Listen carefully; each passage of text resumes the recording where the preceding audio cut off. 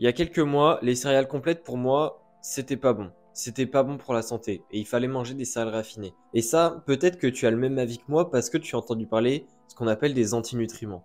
Et les antinutriments, quand j'en ai entendu parler la première fois, et si tu ne sais peut-être pas ce que c'est les antinutriments, eh bien, si je te dis par exemple phytate, tanin dans le thé qui inhibe l'absorption du fer, ou alors même oxalate dans certains légumes comme les épinards qui inhibent l'absorption du calcium, peut-être que ça te parle un peu plus. Et quand j'ai découvert leur présence, leur existence dans nos aliments, eh bien je me suis dit qu'au final, les aliments riches en antinutriments, ça n'apportait pas vraiment de nutriments et au final, c'était pas forcément bon pour la santé. Et ça, c'est ce que je pensais pour les céréales complètes. Et du coup, je me dirigeais beaucoup vers les céréales raffinées. Mais au final, est-ce que c'était vraiment une bonne idée?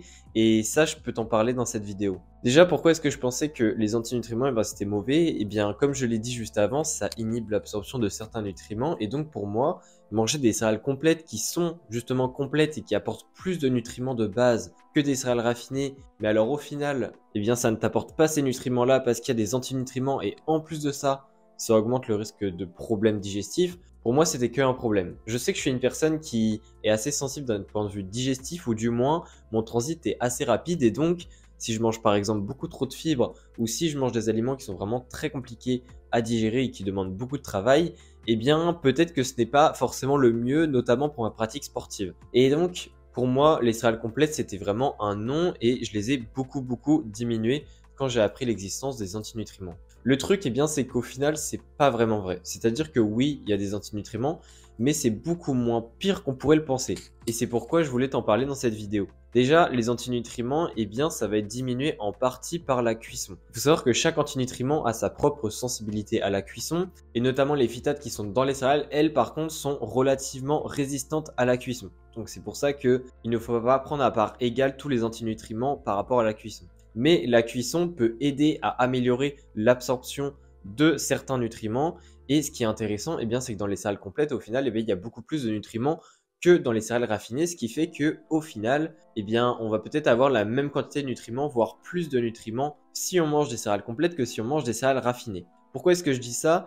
Eh bien, parce que les céréales raffinées, au final, puisque c'est raffiné, ça a perdu près de 80% de sa teneur en vitamines du groupe B, également la vitamine E qui est de base présente dans la germe qui est enlevée lors du raffinage et d'autres vitamines comme par exemple la bêta-carotène qui est également diminuée. Enfin bref, le raffinage ça enlève une énorme partie des nutriments et notamment des vitamines et ça, eh bien, les céréales complètes n'en ont pas, ce qui veut dire qu'elles ont tous les nutriments qu'elles avaient de base. Évidemment, il y a les antinutriments qui peuvent peut-être un petit peu gêner l'absorption de certains nutriments qu'il y a dans les céréales, mais globalement, ce qu'il faut que tu comprennes, c'est qu'avec la cuisson, puisque l'absorption de ces nutriments est améliorée, eh bien ça va un petit peu compenser l'effet de l'antinutriment et au final, on va avoir plus de nutriments à partir de la céréale complète. Autrement dit, les céréales complètes, c'est vraiment quelque chose que je conseille aujourd'hui, mais ce qui est intéressant, eh bien, c'est que puisque le travail digestif des céréales complètes est quand même plus élevé que celui des céréales raffinées parce qu'il y a plus de fibres, eh bien, moi je conseille quand même d'alterner entre les deux. Ce qui est intéressant avec les céréales raffinées, eh bien, c'est que dans une pratique sportive, ça reste quand même un aliment très intéressant puisque on obtient beaucoup de glucides et on digère ça assez facilement.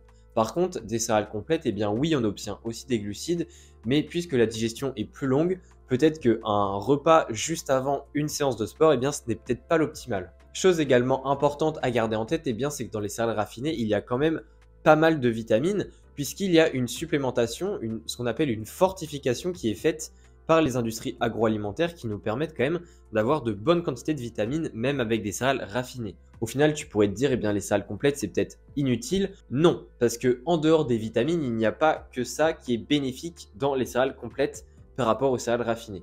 Déjà, comme je l'ai dit juste avant, il y a les fibres, et ça, il n'y en a pas de rajouter dans les céréales raffinées. Donc les fibres, tu en as besoin de 25 à 30 grammes par jour. Et ça, les céréales complètes vont beaucoup t'aider. Ensuite, il y a également des polyphénols. Et les polyphénols, j'en ai déjà parlé dans ma vidéo sur le radis que j'ai sorti hier. Je t'invite à aller la regarder si ça t'intéresse. Mais les polyphénols, globalement, eh bien, beaucoup de personnes me demandent, bah, au final, c'est quoi les polyphénols? Et c'est vrai que moi, je ne connaissais pas du tout ce que c'était les polyphénols de nom.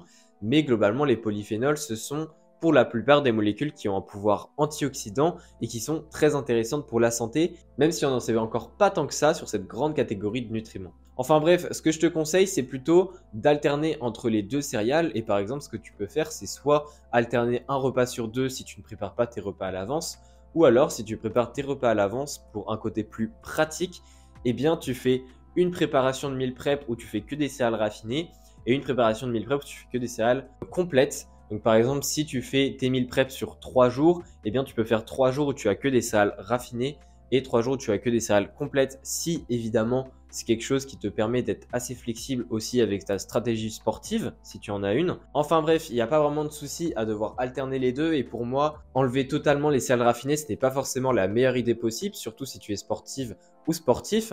Mais en tout cas, enlever les céréales complètes, c'est une grosse erreur et la littérature montre bien que manger des céréales complètes de manière régulière, ça a des effets positifs sur la santé.